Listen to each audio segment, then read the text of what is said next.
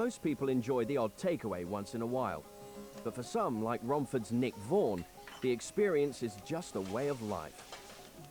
Once a week, we do have to eat out, and about 3 times we used to have a takeaway. So basically, the whole diet consists of Indian food, near enough. It's just a combination of spices and herbs, and it's, well, I'm addicted, basically. Nick and Lorraine were spending over £100 a week, but that was not their only concern. The thing about the takeaways is they use an awful lot of oil in the food, and that's where this comes from. Because I like me cooking. Well, hey, let's try cooking. So basically went out and made a list of spices to buy and bought every spice available, really, and thought, right, I can do this. Soon, Nick's cooking was as good as the restaurant's.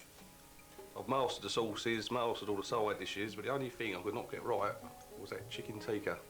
Because the only way you can get chicken tikka to come out perfection is to be cooked at 400 degrees centigrade on the skewers, so you get the inside cooked the same speed as the outside, so it's moist, juicy. You can see the reaction from a real connoisseur, but unfortunately Nick's conventional oven wasn't up to the job. Nick gave himself an ultimatum. I'm not making no more curries until I get myself a tandoor oven.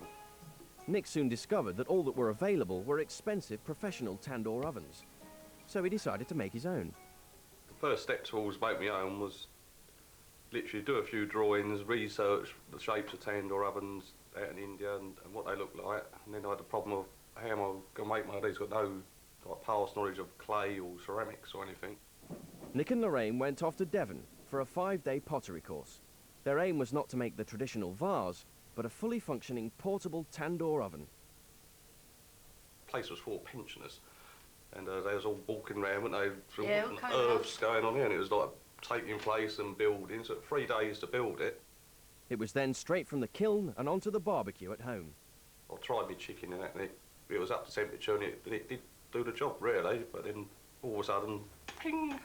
Yeah, it was just pinging and pinging and pinging.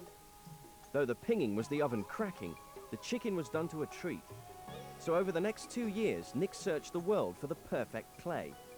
He experimented with different designs without success, and was about to scrap the whole idea when a solution suddenly appeared.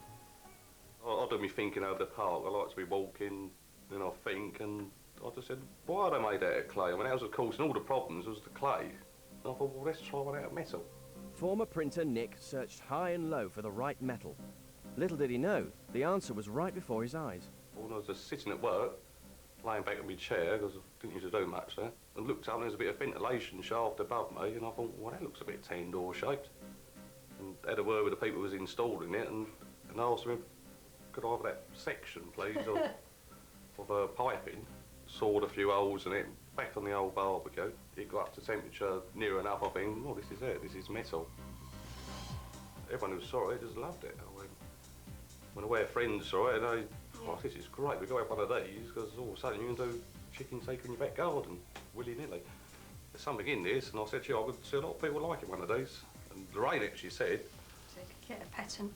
To develop the oven commercially, they decided to use the cash they'd saved for a house. First step was to find a company to make a prototype from Nick's specifications. I did one prototype of it, and it worked perfect, didn't it? Perfectly. Nick's dream had finally been realised. Basically the world's first portable tandoor oven made out of metal. But later, Nick was stunned. For the oven to reach the market, a minimum order of 1,000 was required. We needed to find £40,000, basically, I think within 3 weeks. So with more than a little help from his friends, 3 months later, Nick was selling his ovens from his car boot. An early owner was TV chef Anthony Worrell Thompson. I've never seen anything like this. Totally gobsmacked. I've seen them in Indian restaurants, big things, but I've never seen anything like that. Very good for prawns, very good for fish, like monkfish, which will stay on the skewer, but not flaky fish, but very good for fish. Excellent for lamb, pork, chicken.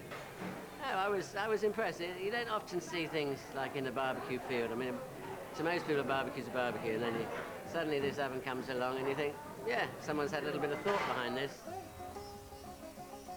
But the real acid test came when we asked Nick and Lorraine to use their oven to cook for a top Indian restaurateur.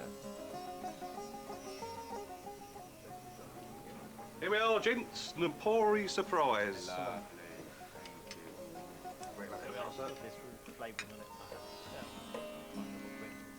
It is good because it does the business. I can't even fault anything on it. The spice has really blended well as well. You just cut it with your knife, the flavour just flows. So it's fantastic.